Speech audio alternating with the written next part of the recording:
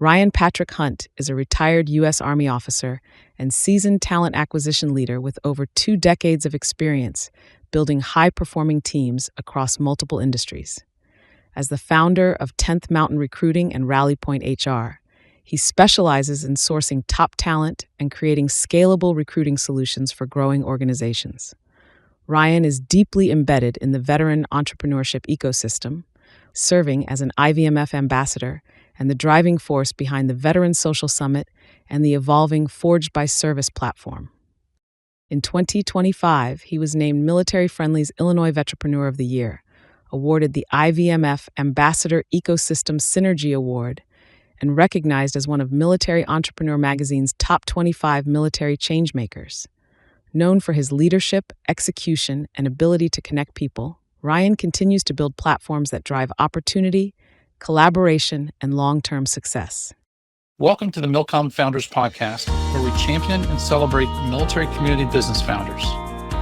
In each episode, we will talk with a MilCom business founder to learn how they work through various obstacles and opportunities in business and in life.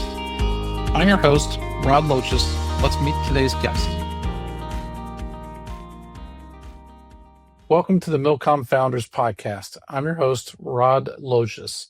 Today we get to champion and celebrate Ryan Hunt, founder of 10th Mountain Recruiting, a veteran-owned boutique HR and executive recruiting agency focused on connecting top talent with companies across tech, government, and manufacturing.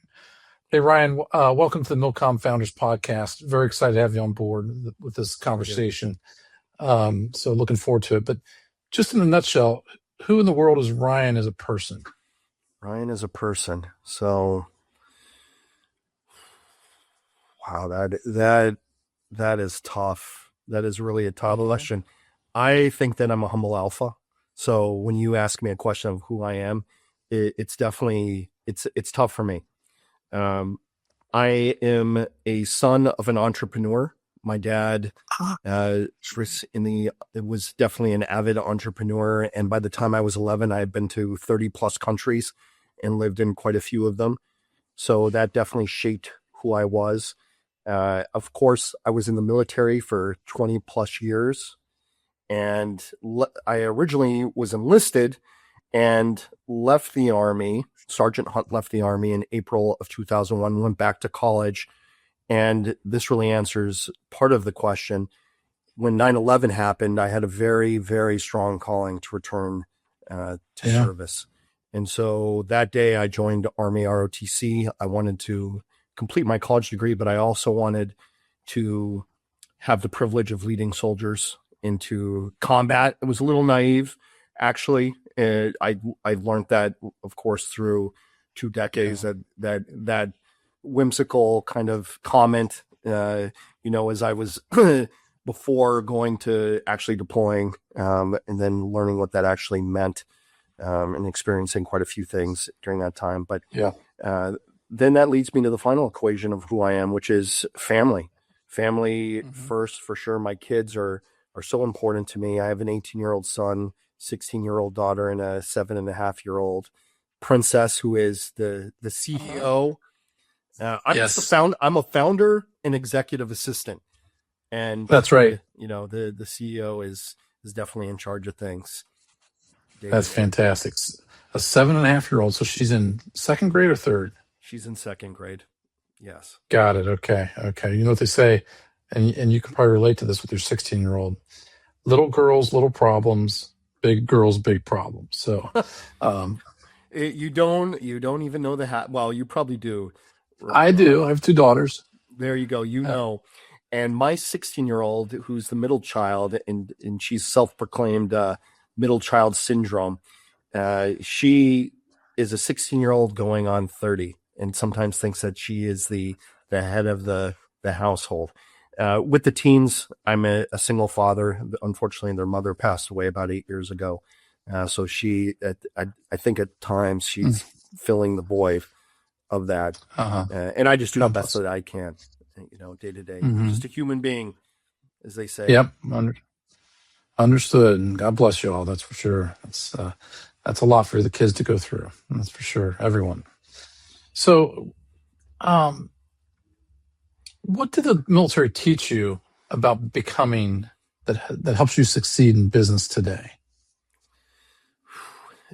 So many lessons. As I said, I was on the enlisted side and then on the officer side. I mean, some of those things, the soft skills are definitely important. The leadership. No kidding. Yeah. A lot of employers, I'm in the recruiting field, but a lot of employers discount some of these soft skills and potential of what we bring to the fight or bring to an organization. So I would say, leadership is definitely, everyone's going to say that. Every veteran you probably have on the show will probably say, well, I learned, leadership was an important aspect that I'm leaving the military with. And I think maybe I had that before, but definitely defined and grown through my time, through 2 decades in the military. I would also say communication is a huge aspect of what the Army brings. And then at the end of the day, and if there's so many things, I could just sit here all day long and talk about it. Yep. But planning, I really believe that planning is everything and the plan is nothing. And this can be applied directly I love to that. business. Yeah. It's so critical and sometimes overlooked, especially if you're a solopreneur. You're just a one-man or one-woman show. People overlook it. Or even if you have an army of contractors or 1099s, people often look that they need to sit down. I do it every time at the MIC.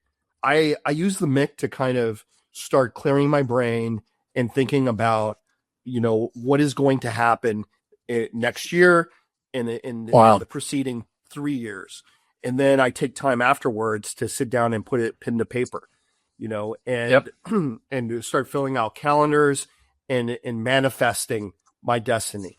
So I think the military has taught me that, really. It's taught me the fine art of planning. They call it the military decision-making process, right? MDMP, You'll hear it from quite a few of us officers that had to suffer through it.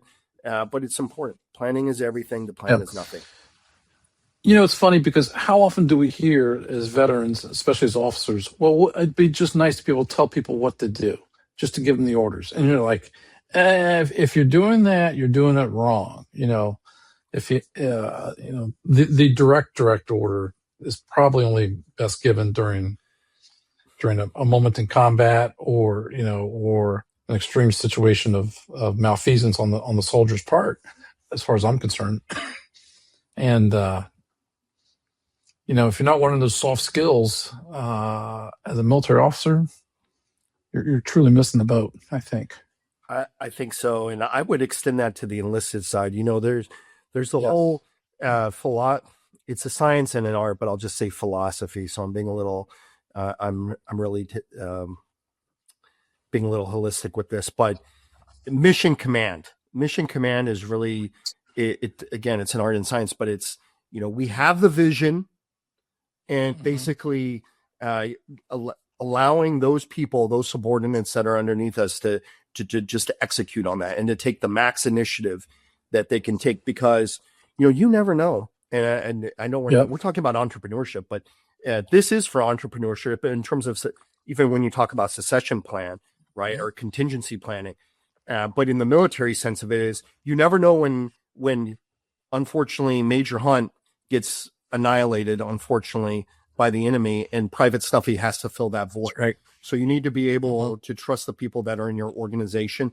They need to understand what the vision is and what the mission of the organization is, and then be able to, execute on it, whether you're there or not. They need to be able to take the guide on and charge the hill. I don't know if you were going in that direction, but that's what came to mind. It's very true. It's funny because again, so many people don't even understand the military, and they appreciate it, but most people don't understand it. And when I hear that, or the other thing we always hear is, I thought about joining the military. Well, almost everybody thought about it one way or another, and very few of us actually did it. But do you remember a great example of leadership that you saw in the military? that you experienced, that you felt? Sure. Well, I mean, there's I have so many So many of them. examples. I have good examples and I have some bad ones, but to remain positive here, I think, one of my battalion commanders, so I redeployed from Iraq. It was my last deployment, by the way, and I had brought my soldiers, my company command. I had brought everyone back. We crossed over what I call the Jurassic Park gates. We were driving out of Iraq into Kuwait. It was at the end of the Iraq War, and then immediately went home. And the whole brigade was put on these special orders to redeploy to Afghanistan as part of an SFAT team. But what they did is they were only taking the majority of all the officers in the NCOs and leaving everybody else there. And so I finished my command. I was actually going through the training to be a combat. I had actually been a combat advisor, but going through it again to be certified.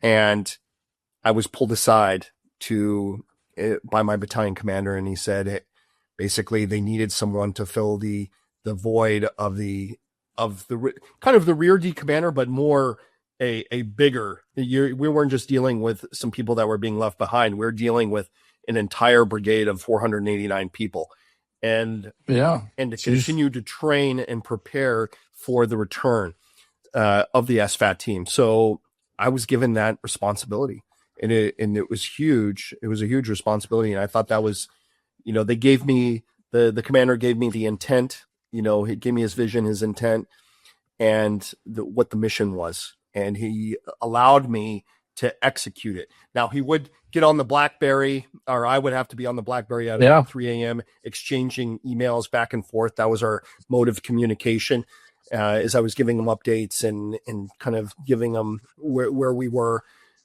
type of a deal. And then he was giving me some feedback and instruction of how to carry on. But I thought it was a great example of this mission command and leadership. I mean, he allowed me, he entrusted me to go out there and to lead his battalion in his absence. And at the end of the day, we had redeployed, so we were in the middle of reset. Our stats overall we'll just say we're at 50%. By the time he returned, our battalion out of the entire brigade, we were sitting at 90%, while others were sitting still at like 60%. So that was all because he gave me the trust and gave me the wiggle room to execute it how I saw it needed to be done.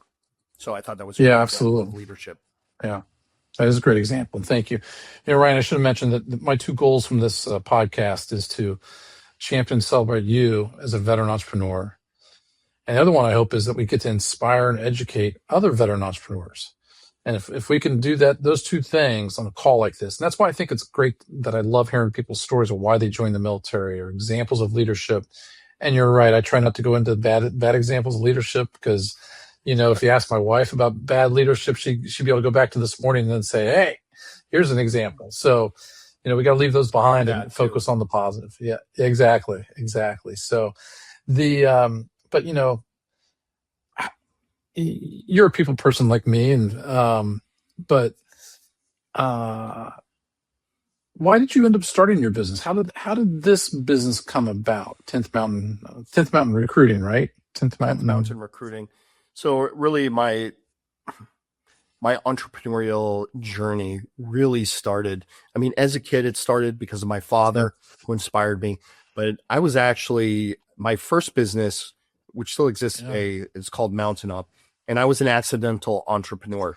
I was sitting on a TDY trip to JBLM Fort Lewis. I'm not on reading messages. I'm using this as a prop. I was sitting in my hotel room distorting a 10th Mountain logo. And did you say distorting one? Distorting it with an app. So I was kind of creating my own little graphic from it. And I had this group of 10,000 10th Mountain veterans. And so I dropped this graphic in there and I said I had a sticker. This is where it all began. This is where 10th Mountain Recruiting started. So I put the sticker in there and I said, I'm selling these stickers for $5 a piece. and it was a joke. I didn't really think anyone was going. Maybe like 3 likes or something. I had like 5,000 orders the next day. Shit. And so For stickers. For stickers. So I had to figure out how to make stickers. And so I figured it out, and then I just rolled those profits and kept on rolling it. And then I made my first real failing forward mistake. I was a little arrogant. This was 11 years ago, and I got a warehouse in Las Vegas. And I was, next thing I know, and you'll appreciate this because you'll know that that this number I'm going to throw out isn't really that big and the whole scope of things. So I grossed $1 million in 2016 selling hats and stickers. And I use the word gross. So the top line was sexy, but the bottom line, not as sexy. And definitely had to learn some things. First off, warehouse was not the appropriate model for me. And so I had a lot of things I had to learn about employees and actually working with family as well. So I did bring in a family. But eventually I was also doing recruiting too. I was always kind of doing that either through contracting or freelancing. And at the same time that was growing. And I was also doing other things as well. But that's essentially how the entrepreneurial journey really began, was accidental. And then so why have I never gotten one of these special stickers, Ryan? Do I need to go online and order it? Is that what I have to do, or can I pay you $5 this week, or what? No, they're no longer $5, but I'll bring you I'll bring you some swag as we there you go link up here in the future. Oh, that's funny. So it started with stickers and then went to recruiting. But my father, his entrepreneur, he had an executive recruiting firm, but on a more global stage. So that's where the recruiting actually was inspired from.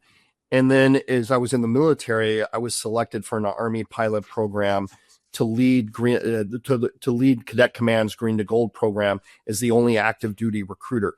And so I coordinated with at the time, 274 ROTC battalions and universities. And actually there was like 1,400 total universities at that time. And so that's really where I got ingrained or got my experience recruiting in the military. And over a 2-year span, I personally contracted over 200 enlisted soldiers to go to the ROTC program via the Green to Gold program. Congratulations! So you found veterans that were going to college, or what? Tell me about the Green Gold program. So the part of the Army pilot program is they said, Ryan, where do you want to put your office? And so I actually had my office on Fort Drum because I had been enlisted there. I'd also been an officer. And so I was recruiting enlisted soldiers across the Army to leave the Army and go off to college and then become Army officers. So it was really our chance, the military's chance, to hand select those that deserved and were full of that grit to become our officers. Got it. That is pretty cool. Okay. Another thing I did that's kind of ties in with this recruiting theme is I was a combat advisor also to the Iraqi Army, and in that particular student exchange experience or time with the Iraqi Army, our mission was to grow an entire division. We started with 90 Iraqi officers, and over a course of a year, and it wasn't all Ryan, but through advising and etc., we grew to over 9,000 soldiers and built that Iraqi Army division. You literally built a division from scratch. Yeah. So you built an Army division from scratch. Here's the 90 officers. To 9,000. In basically a year. I can't even imagine that experience and those stories that you have from there. So we'll wait for a late night on that, and I'll hear some of those stories. That's for sure. Yeah. Okay. Wow. Okay. So that's how you started doing recruiting, and it's such a natural thing for you to be doing. I get it. But then after you leave the military, what was there? Did you know you were going to do this, or how did that come about? I mean, you're doing the stickers. I fell into it, and I was pretty much doing it as I was transitioning out. I mean, while I was on active duty. So The entrepreneurial bug was already had bitten me. So I can agree with that. That was what I was going to do. Of course, being retired from the military adds an amount of it adds a safety net that some people do not have flexibility of. Sure. You know what they say? I was at Oklahoma State University last week, and I was talking to a PhD, and believe it or not, his whole thesis is in veteran entrepreneurship. And I said to him, I'm like, really cool. I've heard that veterans are 45% more likely to become entrepreneurs. And he was like, that's how it used to be 10 years ago. Now it's more like 5 to 10% are more likely to become entrepreneurs. And that's a shame. We need to have people, the 10th REI was founded by a 10th Mountain veteran and also the first American to ascend Mount Everest without oxygen. Nike. Wow. We see the movie, but actually the co-founder was a 10th Mountain veteran that was actually the coach in Oregon and also made the shoes. But you have Walmart, in Bentonville, Arkansas, and so many other companies have been founded by entrepreneurs. We need this entrepreneurial or veteranpreneur spirit to really help America and to create, just some amazing things. And we've already what's the professor's name down there at Oklahoma State? Do you remember? I don't know. He's a PhD student.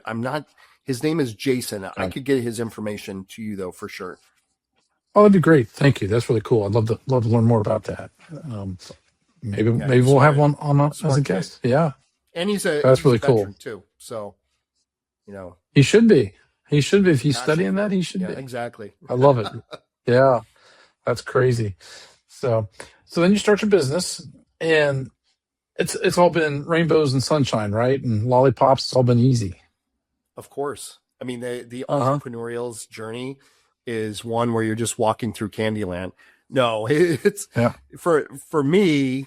It's been a lot of failing forward, and I think the entrepreneurial spirit is having adaptability and flexibility to whatever your plan is. That goes back to the planning is everything. The plan is nothing. It's not about the plan. It's about thinking things through, and in your mind at least, being able to war game or simulate those things, walk the ground before you've actually walked the ground.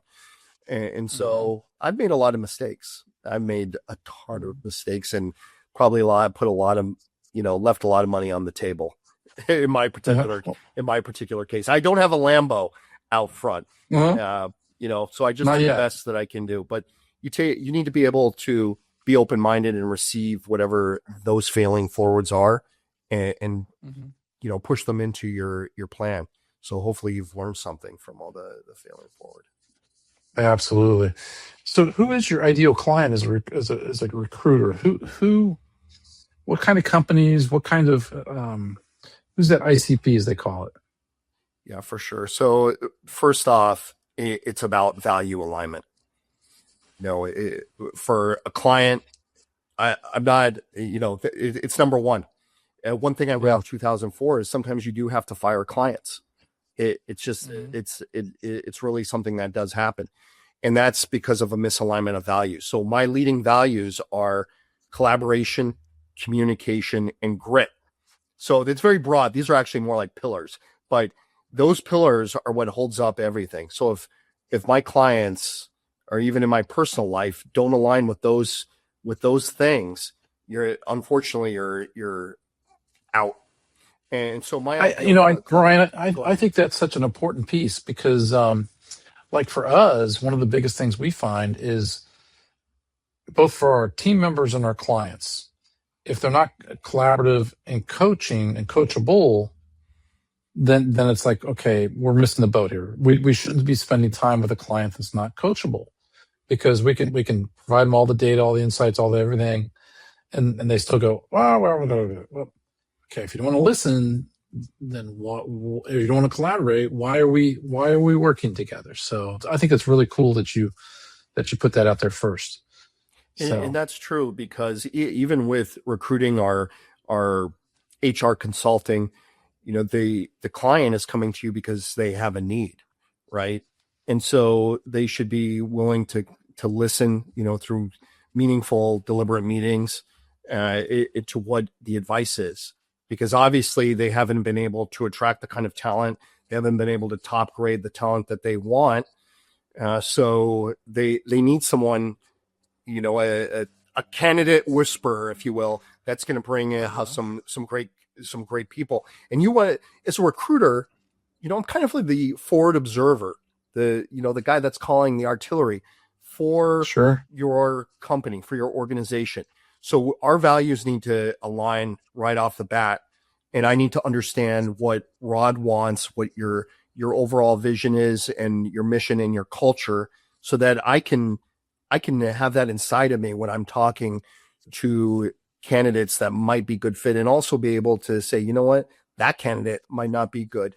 Because so to get to my clients, in the majority, my real target is law firms. So I deal with a lot of law firms, and hiring, but across multiple actual functional areas or verticals. So not just attorneys, but HR or operations or controllers or other people that are legal operations or legal support. So I do that, but I'm very holistic in nature. I've recruited for tech startup companies, manufacturing companies, hospitals. I've recruited nurses and HR directors for hospitals. So I personally am very holistic, but we're, as a company, 10th Mountain, we've really focused in on the niche of law firms, and we've been very successful with that overall. I didn't realize that you specialized with law firms. I mean, like you said, I understand you do a lot of others. But today I was looking on your site and I saw a job posting for an attorney. I was like, oh, that's interesting. So, well, yeah, but just and that's where the adaptability comes into play, right? Because sometimes, it's with a service, as you may know, a service it's a roller coaster. So there's going to be times when feast or famine, where we're a little bit lower. So I'm gonna pivot to what our client, our niche is. If I have to adjust, I will adjust very quickly. But overall, that's kind of where we're at. That, and I would also say tech startups. We do help tech startups and small businesses as well. So but if I had to give you the tagline, I would say law firms. But got it. Okay. We have a big net, but yep, absolutely. So I'm going to take you have to niche down, is what I was. I'm going to take a segue here, and it makes sense. The more you niche down, that might be your ideal client profile, attorneys, but it doesn't mean you're not going to help other people out. Is strategic versus opportunistic, and strategically you can go after one market. Opportunistically, we can serve multiple markets. So, fully agree with that. Let me go off the rails here for a second, then we'll come back. But there's something that's so special that I've seen you do is you've built a wonderful relationship with a lot of veteran founders. But there's a gentleman in Richmond, Indiana, that you two have kind of taken things to another level of collaboration and brainstorming, making shit happen. Can you and that came through the IVMF relationship that we've had, but just talk me through that and tell me how that happened. I think it's just an amazing bit of collaboration there. Oh yeah, for sure. And I would say that I'm really, the main thing that I feel, and you're talking about Luke Midvegi, and well, I can definitely dive into that. One thing that's really important to me beyond recruiting or stickers or whatever it is, and actually I'll start with this. They say if you can't do, then you teach. And so I really, the military and my brothers and sisters have given me so much. I mean, really. And I mean it from the core. I mean, so I feel that I need to get back. I mean, I would probably close down 10th Mountain and Mountain Up as long as it didn't take the cheese out of the macaroni, and I would focus 100% in being a IVMF ambassador or supporting great organizations like the Fed Foundation or all these other great organizations. So I feel like it's really important to give back because the veteran business ecosystem is so fragmented. It's so fragmented, and people that do want to enter, part of that 10%, the reason, in my opinion, is because people meaning veterans and mil spouses are not getting the information and getting the resources that they need to actually be able to start their businesses and build them beyond, some of the programs that are out there. There is a need for continuing support, through mentorship or coaching. This, you're one of these great people that's out there giving back to the veteran community more than I am.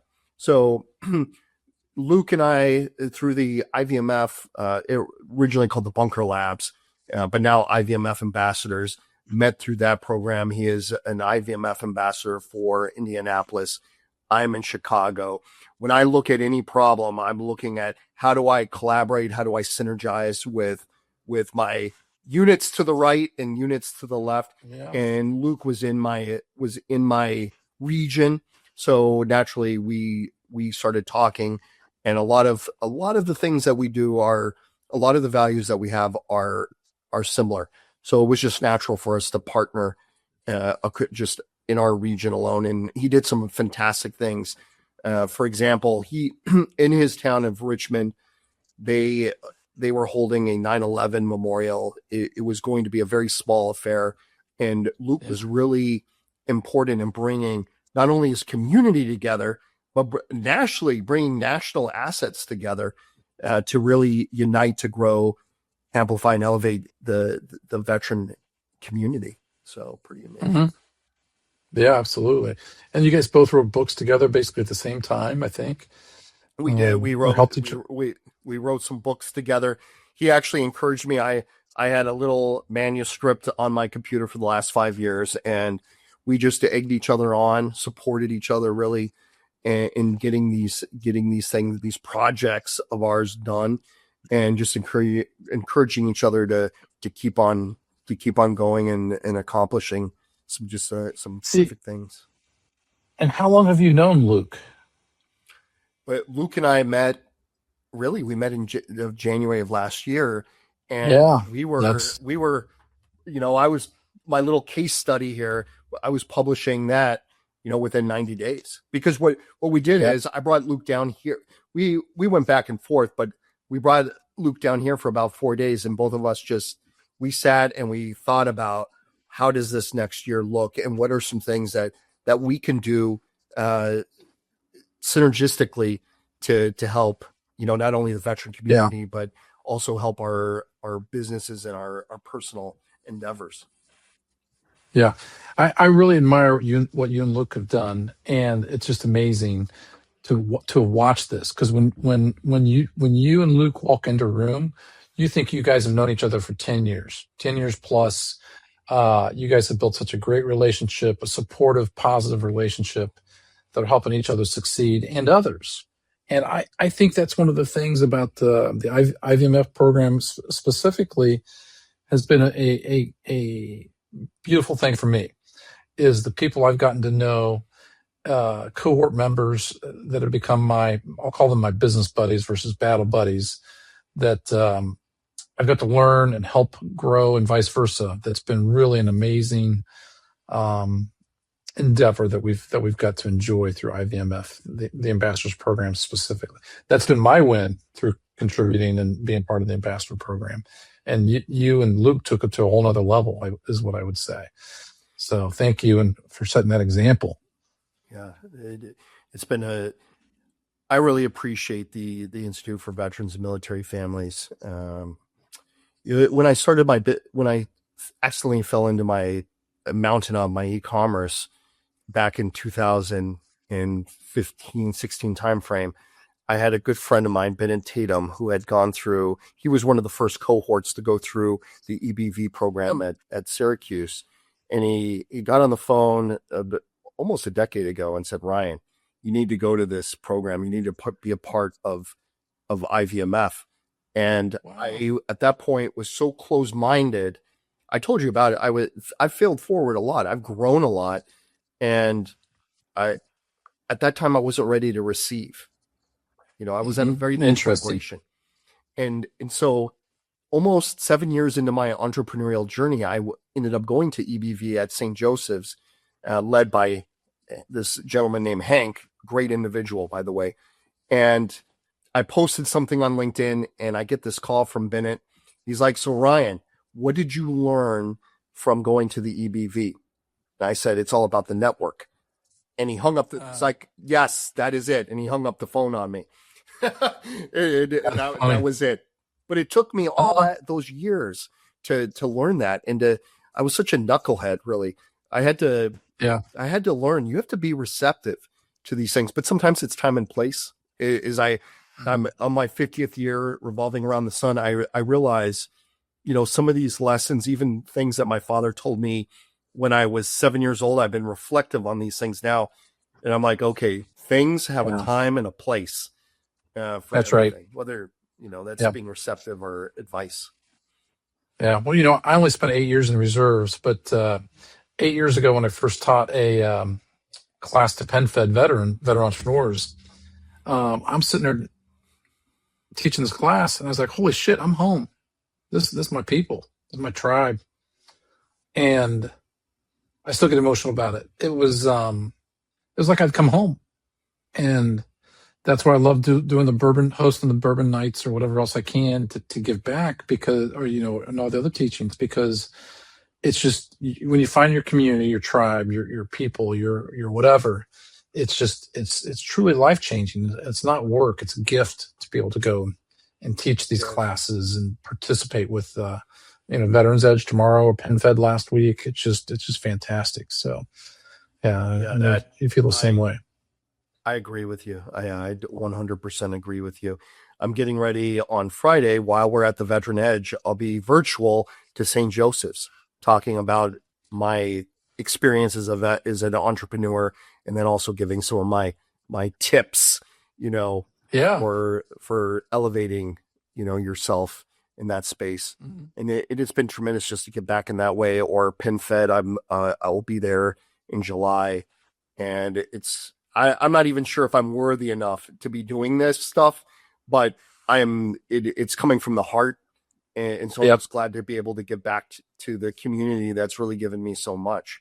And none of the accolades, the awards, the guide on the wall, none of this stuff could have been done with just Ryan. This isn't a Ryan Hunt show. It's all these people that have been with me during my military career that they made me who I am. They have given me the flexibility, the luxury of being, where I'm at and being able to spend time with my family. And some of them have given the ultimate sacrifice too. So I'm so blessed to be here, and I'm happy that we're here, being able to talk too. Yeah. Well, Ryan, I know our time grows short, but I got a question for you. What's an opportunity or challenge that you've overcome in your business that by sharing that story will help other veteran founders succeed? Either an opportunity or an obstacle that you're like, shit, how am I going to take advantage of this opportunity, or how am I going to get through the other side of this obstacle? What's a good learning moment that you could share? Really, there's two things, and I think I've hit on them both. But one is you have to be receptive. You have to be able to receive the energy that's out there. The feedback that's out there, the mentorship, the coaching, and the friendships, the collaborations that exist out there. It's hard sometimes.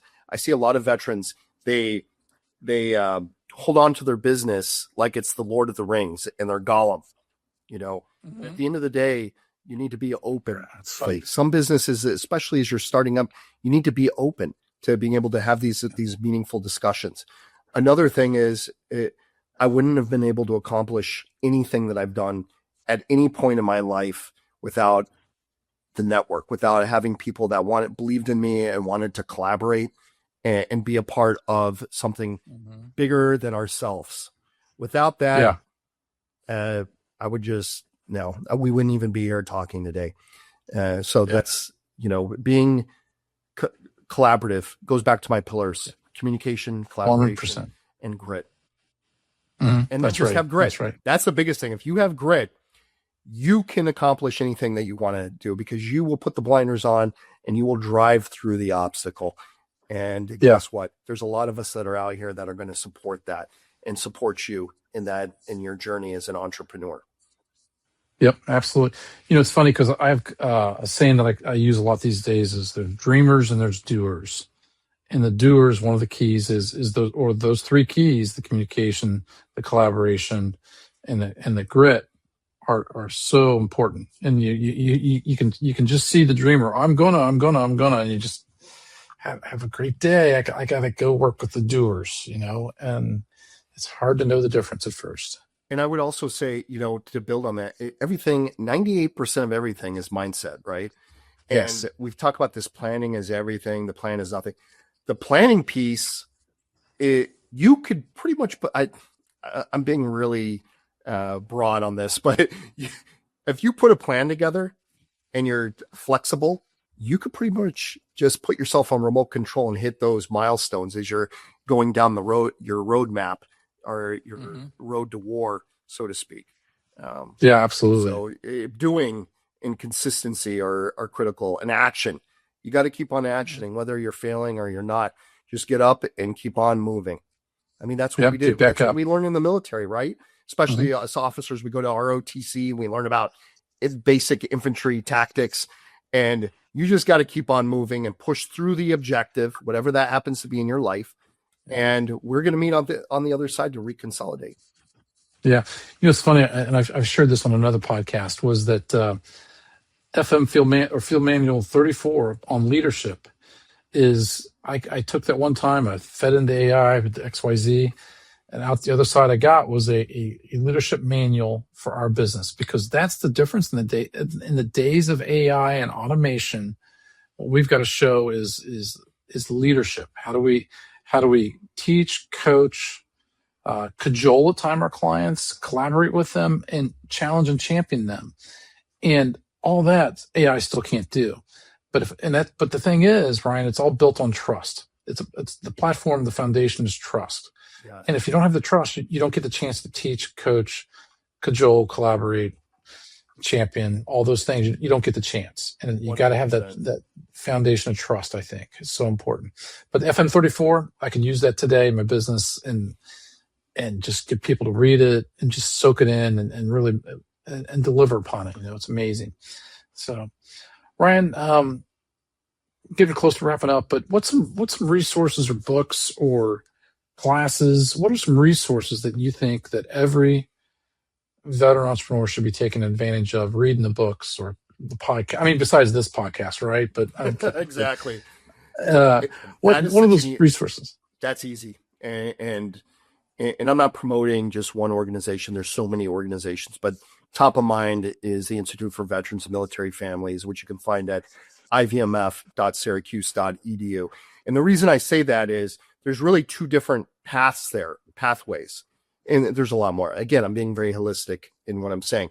There's the entrepreneurial side of the house, which is really bringing in the veterans and also mil spouses. Or there's the career development with the O2O program. And so you have these two pathways and two amazing resources. Once you're in, you're in. And there's additional resources that come with that, whether it's analytics, which the IVMF via Syracuse University has, the most outstanding research in analytics, or you're trying to get a certificate in project management or HR, or you're trying to be an entrepreneur. There's so many resources out there through them, and they're just an amazing organization. I guess that's why they have the National Veteran Resource Center sitting on the campus at Syracuse University. But I'll just say this too, because I don't want to just plug them, because they are amazing. But PenFed Foundation, Rosie Network was led by Stephanie Brown, is another just huge organization. Veterans Growing America. I mean, Donnell. And, just down the street. Yeah. He's continuing to grow his mission and the impact that he's making in the veteran community. So you have that, or even DAV Patriot Boot Camp. I mean, but the list goes on. There's so many resources, or Veteran Social Summit, which is another pathway to entrepreneurship. I'm shameless plug. I'm the founder of Veteran Social Summit, but in our next virtual conference is on 9 and 10 September. But there's a lot of resources out there, and IVMF is definitely a great starting point. Yeah, 100%. 100%. So what's something we can do, the audience can do, to champion and celebrate Ryan Patrick Hunt in your business? Well, I mean, we're always looking for clients, of course. Absolutely. We're always looking for clients. But really, one thing that is important to me is this Veteran Social Summit, which we really didn't hit on. It is a virtual conference that is really here to unite, to grow, amplify, and elevate the veteran community. And we do that through an annual conference, which again is held on 9 and 10 September this year. Last year, we had 70 plus speakers from the military influencer community. Can you imagine dropping nuclear value? We had Guy there, for example. We had Donnell, Stephanie Brown, Lauren Hope. I mean, and the list just continues to go on from there across 10 stages. And we had 1,400 people that actually registered to attend this thing. And those are from the veteran and the mil spouse community. And we want Prop Patriots too to come out. It was free and is still free. We had a pitch competition. So there's just a lot of value there. And what I'm asking you to do is come watch it. It's free 99. Absolutely. So you can't miss it. Absolutely. And where can people get in contact with you, Ryan? What's the best way for them to get in touch with you? The best way to do it, and I'm not trying to be, it's going to sound a little arrogant, but go to just Google Ryan Patrick Hunt. Enough will come up where you'll be able to find me, but I'm definitely on LinkedIn. That's where I live. So again, you can search me, Ryan Patrick Hunt. You'll find me very quickly on there, and let's connect. And if you're a veteran or a mil spouse or anybody that's looking for just some advice or a little bit of direction for your entrepreneurial journey, I'm here to support. If I don't know somebody, I'm going to connect you with somebody that knows a lot more than me. And there's so many fantastic people that feel the same way. They believe in that communication, that collaboration, and that grit. Absolutely. Funny. Thank you. Hey, Ryan, we want to say thank you. And the way we want to say thank you is, if you see that uniform behind me, that's actually my grandfather's uniform, dress from World War II. And both my grandfathers were in World War II, and they both pinned my bars on me. And so we have a scholarship fund set up in their name, and I'd like to donate $100 in your name to that scholarship fund that will be awarded each year. So this year we've raised about $5,000, and we hope to raise even more this coming year. So we really appreciate your time, your insights, and everything. That's for sure. Beautiful. So, thank you. I appreciate you, Rod, and the opportunity to get on here and speak with you. Thanks for joining us on the MilCom Founders Podcast. If you know a MilCom founder with a story to share, reach out to us at milcomfounders.com. For each guest on our show, One Degree Financial donates $100 to the Dick Wojcik Veteran Entrepreneur Scholarship Fund, supporting education for children of a MilCom business owner. Stay ready.